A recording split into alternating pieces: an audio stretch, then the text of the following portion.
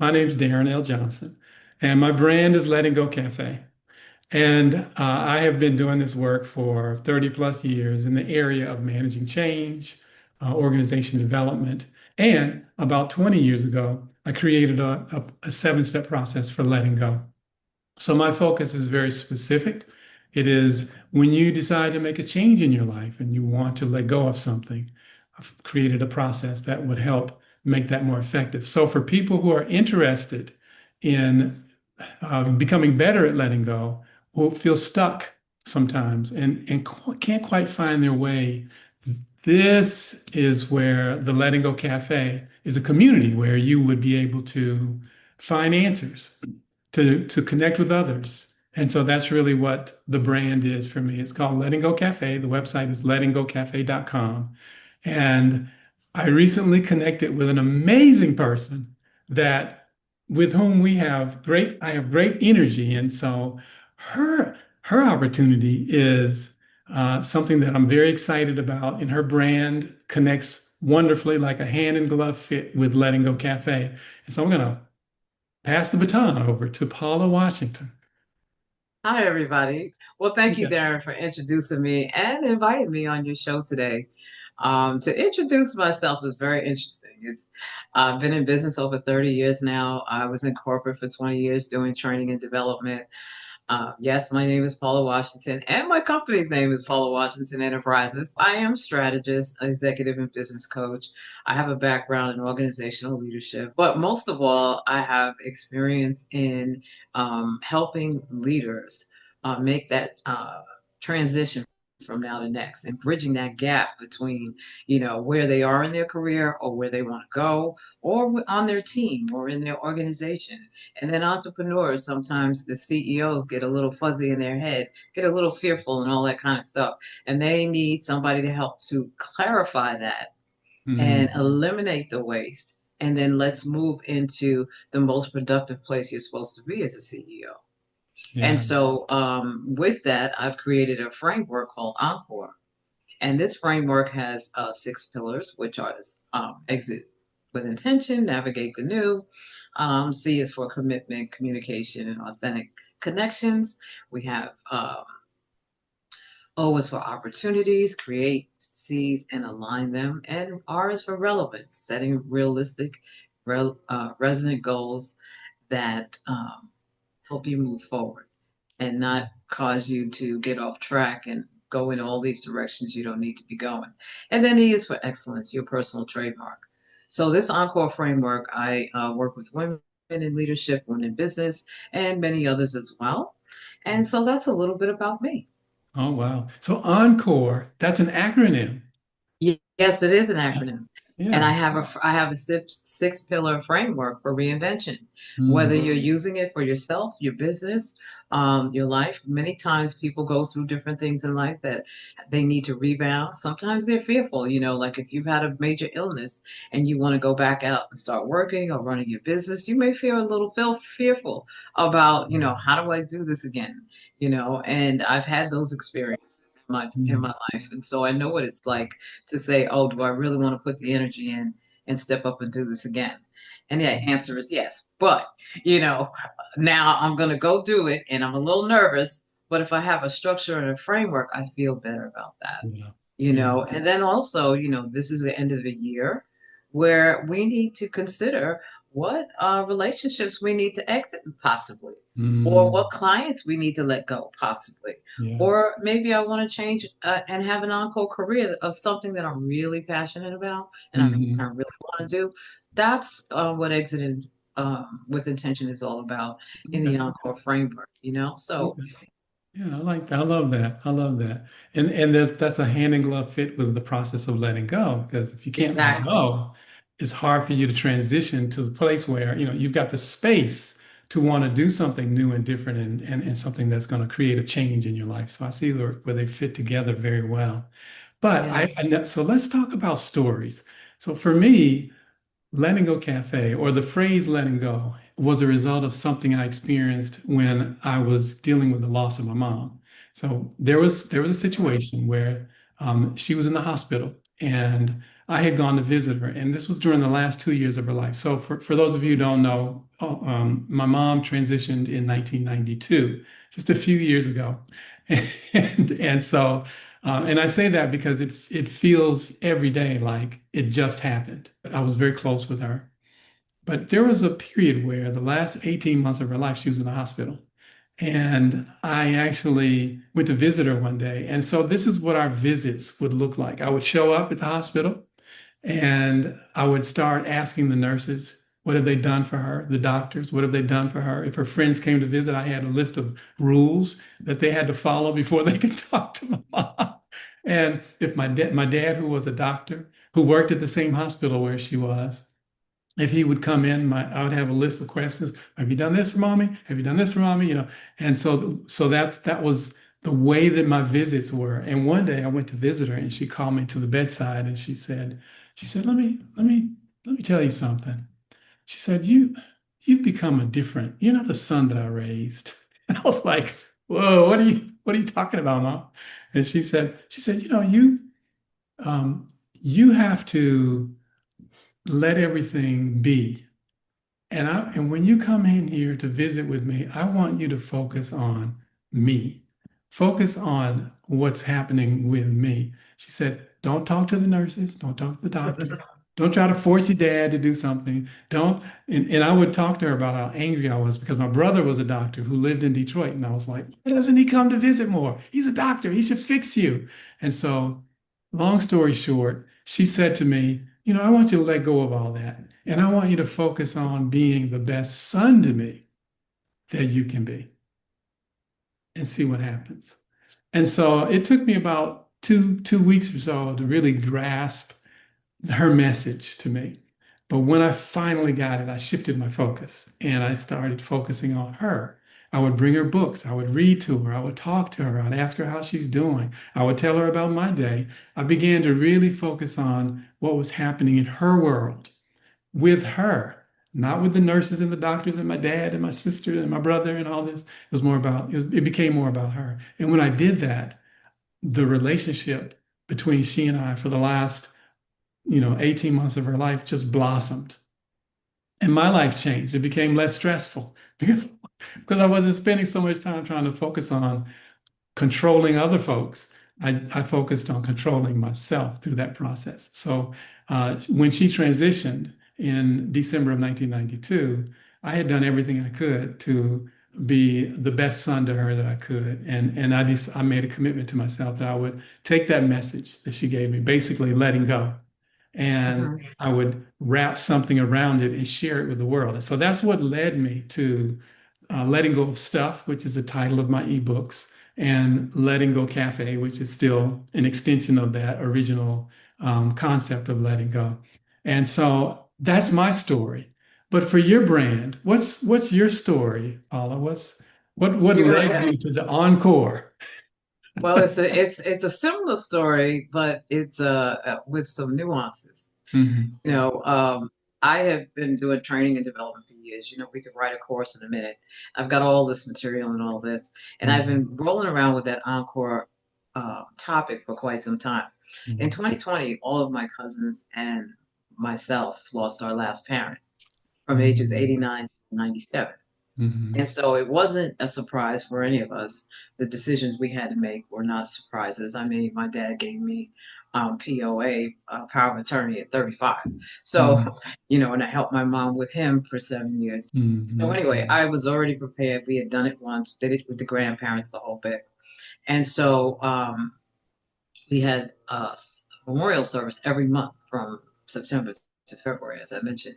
And so my mother's older sister, I think she was about 97, and my mom, she left in October. My mom left in November. And after all of that, I kind of shut down for a couple of years, and then I was like, started looking at my own mortality. And Yeah. I was like, okay, God, with the time I have left, I could have 30, 40 years left, and I'm in my late 60s now. So, what do we really want to do? What does my heart really want to do? What did you really plan for me to do?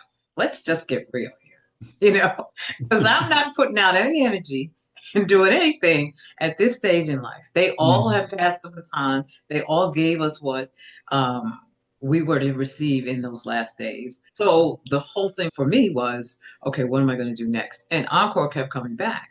So I packaged my experiences in caregiving, in life, in business, and took Mhm. all of the different tools that I've had and put them in one package. Okay. Because those who are full-time caregivers usually are the women. After that, it changes you for the rest of your life. Hmm. You're never the same person. Caregiving is not an easy thing. You know, watching someone you love who once took care of you now, they're leaving. And Hmm. so at the terminal stage, making the hospice decisions, making all the other decisions we had to make, everything we had to do, and all of these different things is very intense and it changes who you are. Anytime you have to get up, no matter what decade it is, whether it's your 30, 40, 50, but in your 40s and your 50s and your 60s decade, you're going to deal with caregiving. You're going to deal with the wonderful children graduating college and being who they are. You're going to deal with job loss or financial loss. You're going to deal with all that life wants to teach you to help you get to where you're supposed to be. It's Hmm. going to happen. And so there's no playbook for life, but there Hmm. is a playbook which I created how for you to plan that encore, that next. After you've come through this, this is how Hmm. you can get up and go next. Okay. This is how you can move forward. And so I love it. I have fun with it. The people that I've been working with, no matter what stage of life they're at, they're able to relate to it because they're Hmm. letting something go or they realized they were too much in control and they were stressing themselves out Yeah. and everybody else too, and all of that. And then a lot of women that I've worked with, especially in their midlife and moving forward, there are different fears that we have quietly that now we have a platform to open up and address those. That's pretty much how Encore came about, and Okay. it's a relevant topic for the rest of your life. Yeah. Whether you, no matter what decade you're in, you're gonna have an encore. You know, whatever's happening in your life, you're gonna have an You're gonna have encore. an encore. That's true. So I hear the C is connections in The encore? C is for commitment, Commitment. Commitment. Okay. communicate, Hmm. and connect equals And connections. connection. Okay. So I do Yeah, hear this. yeah, because this. Let's Go let's ahead. talk a little bit about the connection piece with Encore Mm-hmm. and relationships. Is because relationships are something that for some people it is something that we have to have, and it's something for others it may be something that we don't want to have. But it's there, you know. I've had clients in the past who have tried to let go of family members because the family members are toxic, you know, to them. And they're trying to figure out, well, how do I deal with this family member and the toxicity that they bring? But I still have to have them in my life because it's my mom or my dad or my brother or my sister or my uncle or my cousin or whoever. And so those connections become really paramount when you're trying to transition your life, right?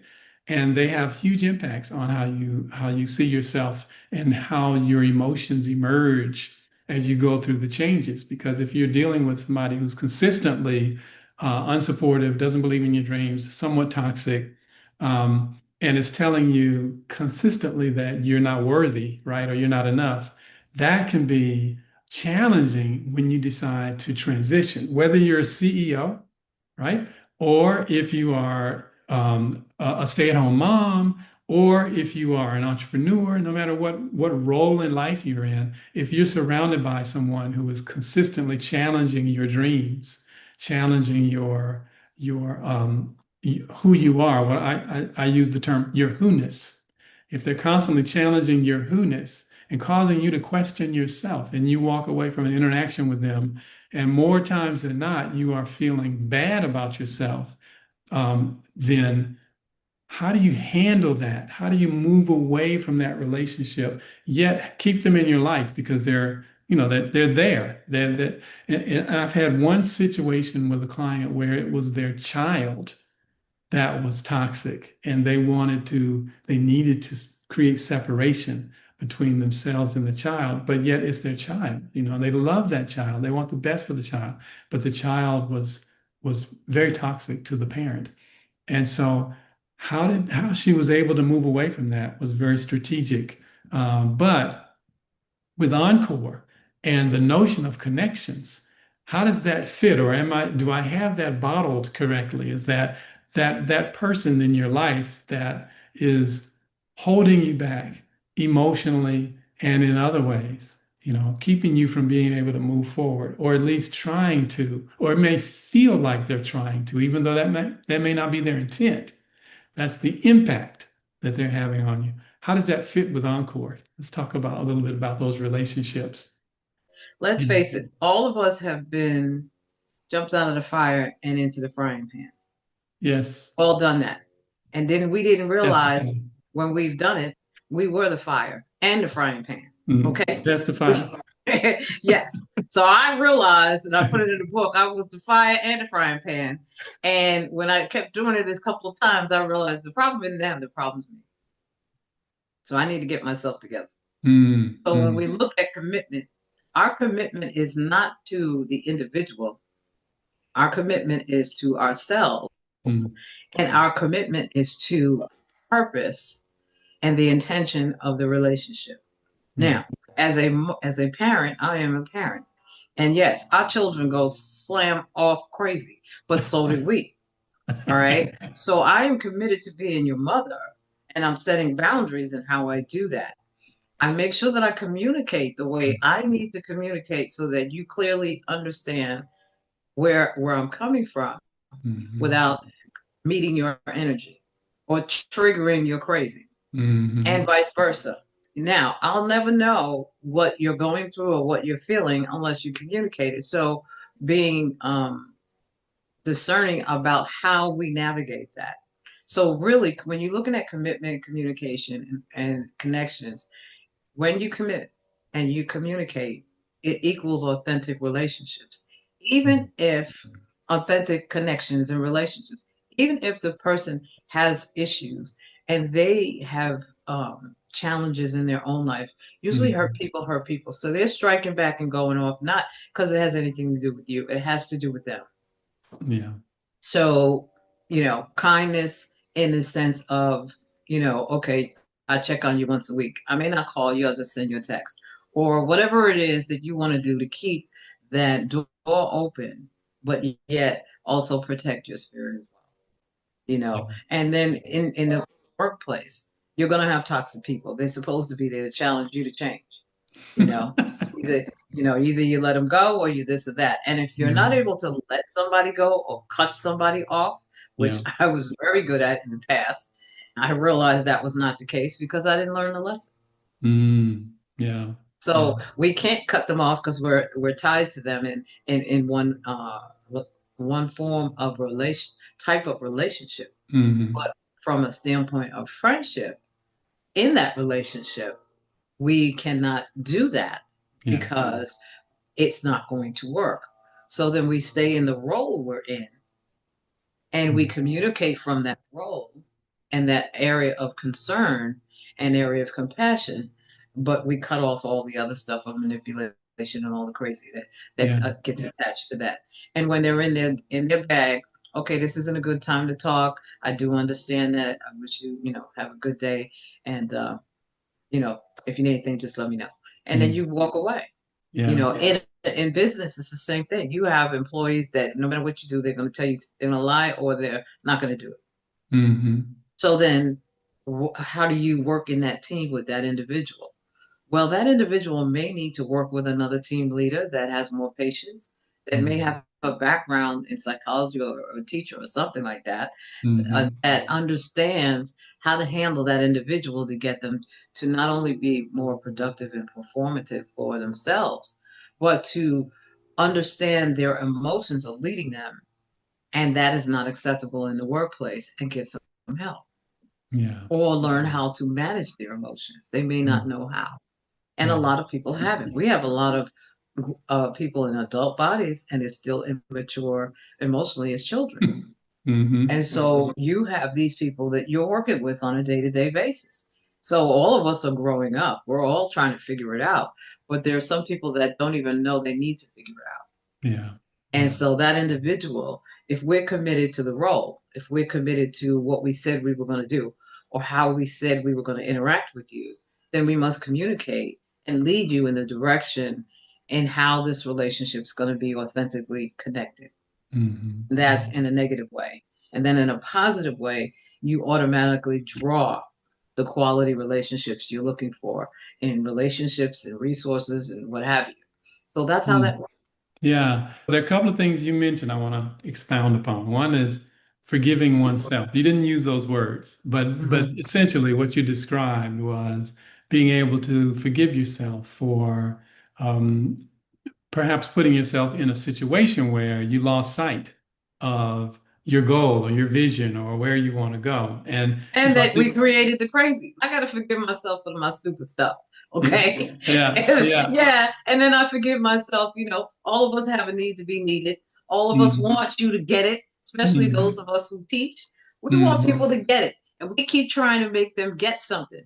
But if mm, I am put it this, let's say uh, a 10-gallon person, and mm. the person I'm dealing with is only a cup, they ain't never going to get it because they're not there yet. I like I that was talk analogy. I was talking to a CEO the other day, and he was dealing with the staff and this Hmm. particular one person, whether they should hire that person or not. And I said, no, she's too young. Mm, You cannot have that individual in the role that that you are considering hmm, deal with the people who are at a very mature level in their life and careers and business. mm. She has nothing to offer them. Yeah, She hasn't lived yet. she's not ready.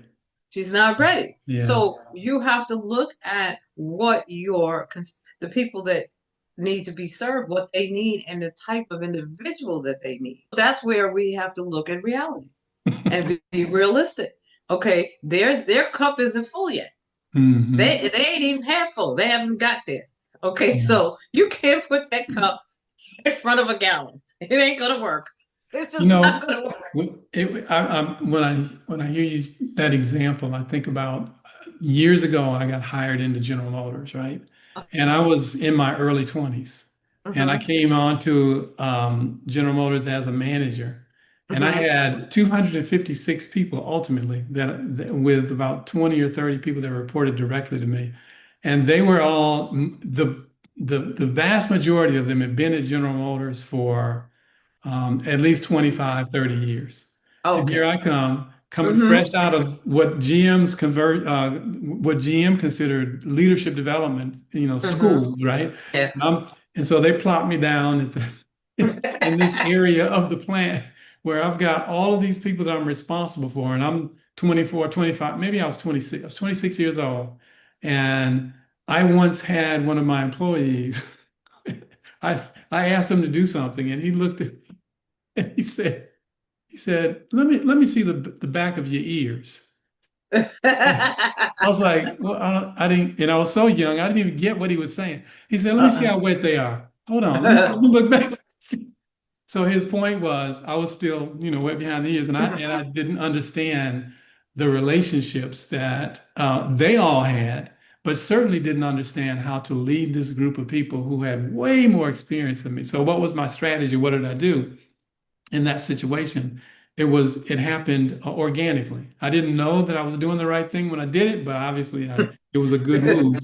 Um, I connected with somebody who had 20 years of Influence. experience who was Exactly. That's on the what we do. team, and Yep. we developed a relationship Yep. and we Exactly. connected and I communicated. I'm using all your C's.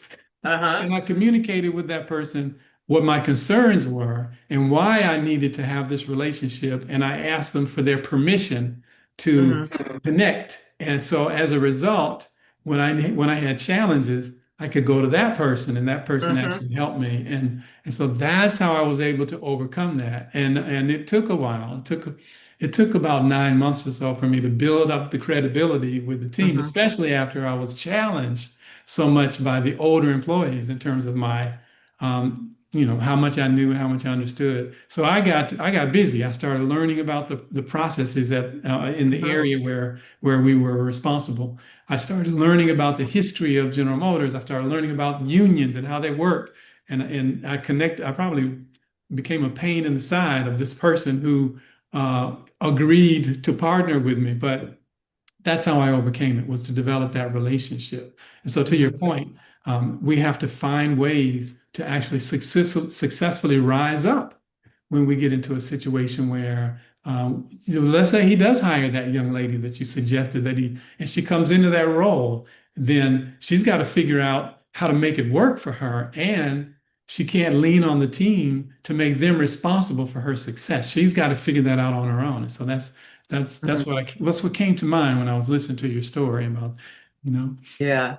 And that is so true because the thing is you find that mentor. You find the Mhm. person of influence and Yeah. you partner with the person of influence and let them mentor you and let them lead because they have the influence. Yeah. And so that's what we do in business and in relationships as well. They chose Mhm. not to hire that individual because they knew it wouldn't work. In another situation, they saw how she operated, and it didn't work Mhm. in that situation. So Mhm. they realized that she would not be a good fit for them Okay. at this time. Mhm. Yeah. And so and that kind of thing. But yeah, in all relationships, we do have to find that person of influence. I Yeah. remember years ago, I was doing a succession planning in HR, and one of the major banks in New York was laying off all their senior executives who were making Mhm. and so now they're, 30 whatever years plus and all of this. And here is this young person coming in there and so forth and so on. And they have these things that they're saying. And I'm saying, well, it's very interesting that they're paying me to help you. And you are on your way out the door and you fighting with the help. So now, Mhm. what part of this story don't you get? They're not going to Mhm. keep you. And I Mhm. know you're frustrated and you don't know what to do because you've been on the road for 30 years and you go home, your family's not paying you any attention because they learned how to live without you. And now Mhm. you don't know who you are and you can't figure it out. Yeah. And you're like, why am I going to talk to her? She's a kid. She don't know what she's talking about. Mhm. I'm like, but I'm the one that they paid to Yeah. help you. So I suggest you sit down and find out what it is that I know when I got downsized three Mhm. times. Yeah. Okay, going through a divorce and having a child. Okay, so now ask me how I rebounded, and I ended up in my own business getting this contract and getting paid to help you do what I did. Mhm. Oh, yeah, you think? So he Got was got to like, put it in perspective. I had to put it in perspective. I said, so you don't know, you can't tell a book by its cover. Yeah. And I understand where you're at, and I understand where everybody is in here. So yeah, we're gonna help you with the resume and all of that stuff, but that's not really what you need. You need to figure out what do you want to do with the time you have left in the next stages of your life. Do you Mhm. want a job, or do you want to set up a business, or do you want to retire and do something totally else? Yeah. What is it you want to do? Now we'll put a structure around that. We'll put a plan together and give you two alternatives. I think that is what they hired me to do with you. Mhm. Okay. Well, that does sound good. I guess I need to go and sit down and figure it out. I said, yeah, go talk to your wife. Ask her. Have, She'll tell you. have some You know, conversations. yeah. I said, talk to her. Ask her what she thinks. You Yeah. know, he says because they just have their life and they're going here and there. I said, yeah, because you were not there, and Yeah. there's nothing wrong with you not being there. That was your role, and everyone got used to it. But you can't expect them to be all lovey-dovey when you come home. That's true. Yeah. Because they don't know you that way. And actually, you may even feel like you're in the way sometimes, Yeah. It's you know? it's like a new beginning, It is a new Yeah. beginning. New It's beginning. navigating the new. Yeah. At that time, I didn't call it that, but it is a new beginning. I said, you have to Mhm. reintroduce yourself to yourself first, and then you got to reintroduce yourself to the family and let them know you really care. And that if they open up and they allow you in, you're not going to go on the road again Mm. Yeah. Yeah. because then you're going to abandon them in their mind. Hmm. I So know, maybe, it's interesting. So when I started my business, one of the things that I did with my daughter was to sit down with her and explain yeah. to her, And I I did think the at the same time, thing. yeah, it's like, okay, I'm getting ready to start this business. There's some things Yeah. we've done in the past that we're not going to be We able to ain't do gonna be able to moving do it. forward. Christmas may be in September. Right. It'll Yes. be in December. You know, and it gave her an opportunity to embrace the change. And I Yes. had the conversation with her long before I actually did it. So she Hmm. had, and I kept dropping little seeds along the way just to make sure that she understood, what was transitioning and why and all of that. And so it really worked out well. She rolled with it, but she was set up for success, and so Exactly. that's the big part of it. So for the people who are listening and who may be thinking, well, okay, this resonates with me, but now what? Now what do I do? And so I'm thinking that maybe we can give a couple of steps, a couple of tips that people could actually walk away with that may help, and like immediately after you come off this video or this audio, and you're thinking, well, now what does that mean for me? The first thing you want to do, and Paula alluded to this as well, is look in the mirror and decide what you want. Where am I headed with my life? Where am I right now? What's in the way? And where do I want to go with my life? So that's something that is paramount. You have to take that step first, accept and acknowledge where you are. That's one of the first steps to begin to let go and transition. And then you might want to take a look at the relationships around you and how those relationships are influencing you. So there's a tool, it's called the PZT. P stands for positive, Z is zero, T is toxic. And that tool, it allows for you to really examine Hmm. how these relationships are impacting you. You list the 7 people in your life and you Hmm. decide if they're positive, if they're zero and no effect at all, or toxic.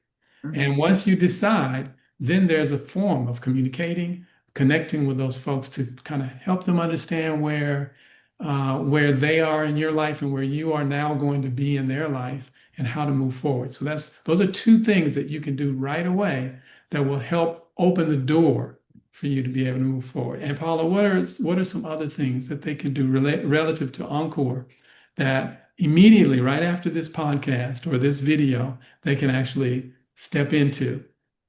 Well, glad you asked, Darren. So I have a little six-step framework that is inside of the Encore, and that is navigating the new. It's inside of that. Number one is you focus. We start here.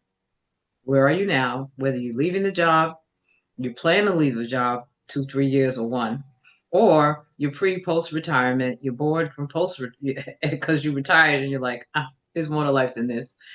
Or, you want to do something totally different, or you're concerned about legacy. You have a business, you want to grow the business, either sell the business or you want to transfer it over to your family, wherever you are. Come up with that and see what that focus is. And then align that focus with what your real goal is.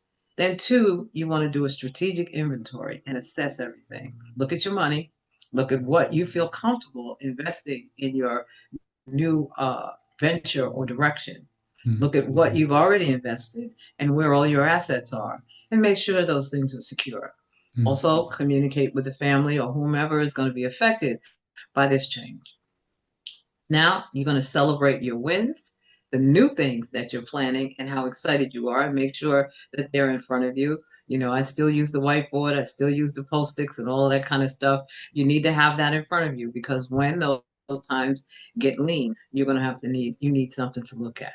Mhm. Then, when you want to learn, turn every moment and move it and move those into areas of leverage. Whatever you've already learned, you can leverage. And whatever you need to learn, you can leverage. So Mhm. package it all together, see what fits, get rid of what doesn't, and then you move to the next, which is this is the hardest one that people have is adapting and accepting. Mhm. Adapting outpace the obstacles. You know it may not work. You know you may not have clients. You started your business 6 months ago and you think you're gonna have all these clients. You know that ain't gonna happen. So plan for that. Mhm.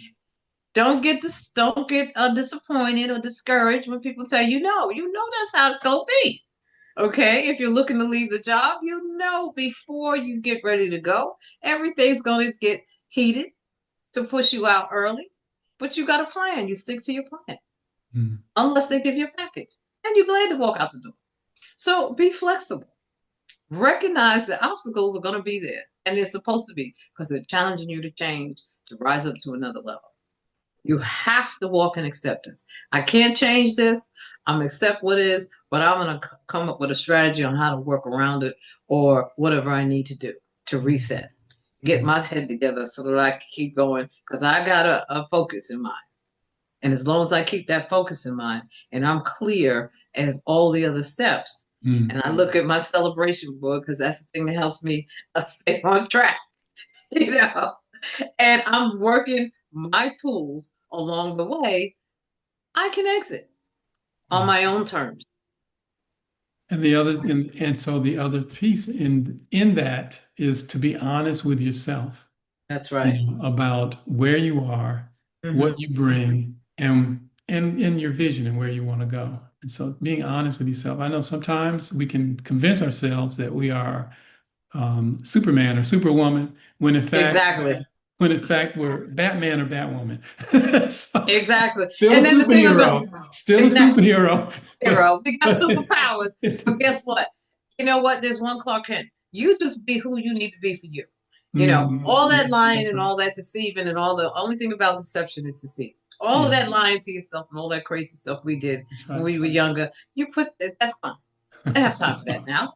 We don't have time for that now. Yeah, Know your value, know your worth. Do an assessment, see what your value is with the skills and talents you want to sell. yeah, yeah, And then and own that and don't feel you gotta give everything away to get a client because it ain't gonna work. People don't mm, value what they don't pay mm. for. If you And don't know value that you're enough, yourself and and know that know you're that enough. you're Yeah, and whatever you're you gonna bring. question that. Yeah, that's right. You're gonna question it every step Every of the way. single, You're almost gonna every day. every day you're going to question if you're enough. Every day Mm, you're going to go back to the decision you made to see if there was mm. any errors on the way because stuff isn't happening the way you wanted to. Yeah. You're going to do that until you get to the place. Now 27 years in the game for me, um as entrepreneur.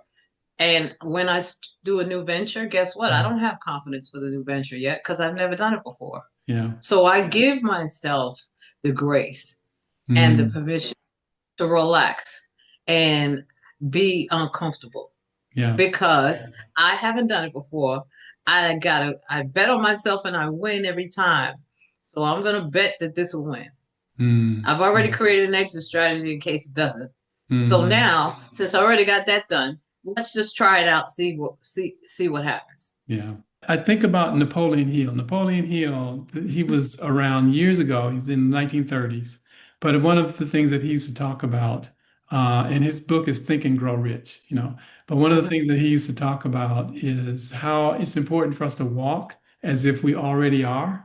In Exactly. other words, if you know you want to be a CEO of your own company and you want to build this company to a certain level, then you have to think like a CEO that already is, already has a company that's at that level. At the same time, you have to stay tuned into what the reality is of today. Exactly. Exactly. And those Exactly. have to play out in your mindset throughout the day. And so it's important to be clear about where you're headed, but also be clear about the reality of what's happening in your world right now. I want to have 10 employees. Right now, it's just me. I'm wearing all the Exactly. hats, every single Exactly. hat, every single day. I'm putting on a different hat. And so it's really important to understand how to wear those hats so that when you do get to that point to where you have 10 employees, you know what they're doing, you're familiar with with the work that they're doing, and you can stay very tuned in to your business as it grows. But today, if you got $1 in your bank account, you still want to feel like you got $1 million, but Oh, that's right, because your money.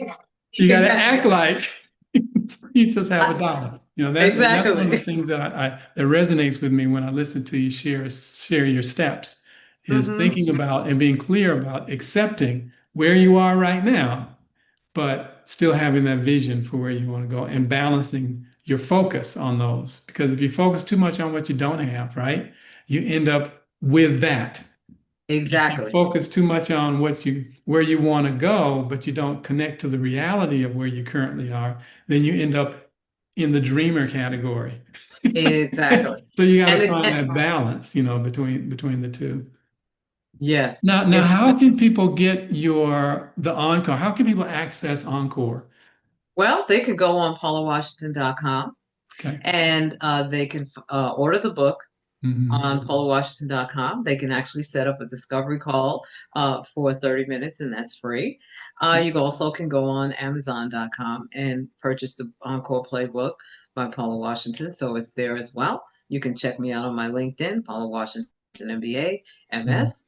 And I have a couple other social media. My Instagram is at I am Paula Washington.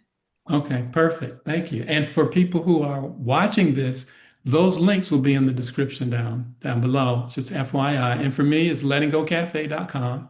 Go there Hmm. and everything you need, everything you're looking for will be right there in one format or another. So, Paula, thanks. This has been wonderful. I love this. I I do love it. too. I do too, and I'm looking forward to us continuing, because one of the things that we both understand is Mhm. how to live in the meantime, in that Yeah, hallway between now and yeah. next, and Yes, yes, bridge the yes. gap between now and next. And in the meantime, sometimes could be a little bit mean, but we know how to navigate through that because we've done it more than Yeah, once. absolutely. And And so, so so Paula and I are collaborating, you all, just so in case you didn't figure it out already, we're collaborating. And in the meantime, is something that will be coming your way. It's going to actually be a collaboration between the two of us that we're both pondering and putting together right now. And so this was the first of a series of connections that we're planning to have, and a series of programs that we're planning to bring to you all on various topics related to both Encore and to letting go of cafe or letting go of stuff. And so look for that soon. But in the meantime, stay tuned, and Mhm. there's going to be more to come. So thank you, Paula, for joining. We really appreciate it. Thank you so much for having me. Yeah, absolutely.